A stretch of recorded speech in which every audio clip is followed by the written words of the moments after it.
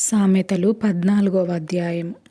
జ్ఞానవంతురాలు తన ఇల్లు కట్టును, మూఢురాలు తన చేతులతో తన ఇల్లు ఊడబెరుకును. యథార్థంగా ప్రవర్తించువాడు యెహోవా యందు భయభక్తులు గలవాడు. కుటిల చిత్తుడు ఆయనను తిరస్కరించువాడు.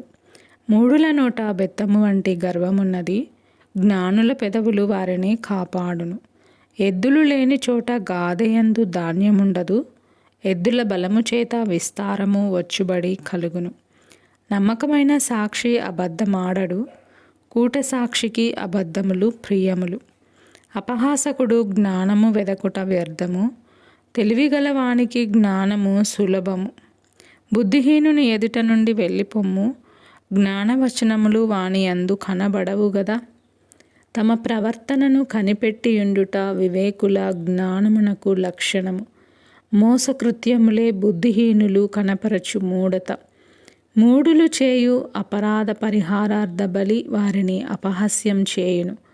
యథార్థవంతులు ఒకరి యందు ఒకరు దయచూపుదురు.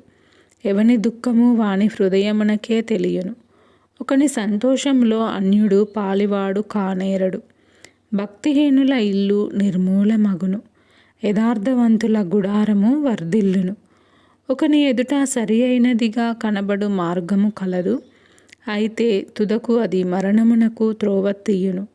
ఒకడు నవ్వుచుండినను హృదయమున దుఃఖముండవచ్చును, సంతోషము తుదకు వ్యసనమగును. భక్తి విడిచిన వాని మార్గములు వానికే వెక్కసమగును, మంచివాని స్వభావము వానికే సంతోషమిచ్చును. జ్ఞానము లేనివాడు ప్రతి మాట నమ్మును, వివేకి అయిన వాడు తన నడతలను బాగుగా కనిపెట్టును. జ్ఞానము గలవాడు భయపడి కీడు నుండి తొలగును, బుద్ధిహీనుడు విర్రవీగి నిర్భయముగా తిరుగును. త్వరగా కోపపడువాడు మూఢత్వము చూపును, దుర్యోచనలు గలవాడు ద్వేషింపబడును. జ్ఞానము లేని వారికి మూఢత్వమే స్వాస్థ్యము, వివేకులు జ్ఞానమును కిరీటముగా ధరించుకొందురు.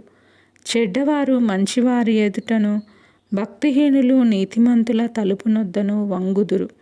దరిద్రుడు తన పొరుగువారికి అసహ్యుడు, ఐశ్వర్యవంతుని ప్రేమించువారు అనేకులు.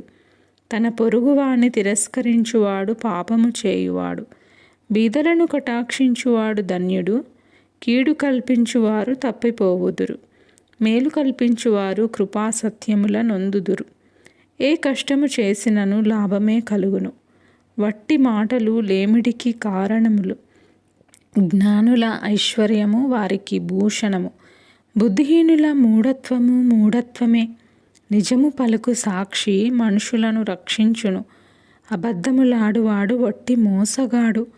యెహోవా యందు భయభక్తులు కలిగియుండుట బహుధైర్యం పుట్టించును, అట్టి వారి పిల్లలకు ఆశ్రయస్థానము కలదు. యెహోవా యందు భయభక్తులు కలిగియుండుట జీవపు ఊట, అది మరణ పాశములలో నుండి విడిపించును. జన సమృద్ధి కలుగుట చేత రాజులకు ఘనత వచ్చును, జనక్షయము రాజులకు వినాశకరము. దీర్ఘశాంతము గలవాడు మహావివేకి, ముంగోపి మూఢత్వమును బహుమానముగా పొందును. సాత్వికమైన మనస్సు శరీరమునకు జీవము, మత్సరము ఎముకలకు కుళ్ళు. దరిద్రుని బాధించువాడు వాని సృష్టికర్తను నిందించువాడు, బీదను కనికరించువాడు ఆయనను ఘనపరచువాడు. అపాయము రాగా భక్తిహీనుడు నశించును, మరణకాలమందు నీతిమంతునికి ఆశ్రయము కలదు. తెలివిగలవాని హృదయమందు జ్ఞానము సుఖనివాసము చేయును, బుద్ధిహీనుల అంతరంగములోనున్నది బయలుపడును.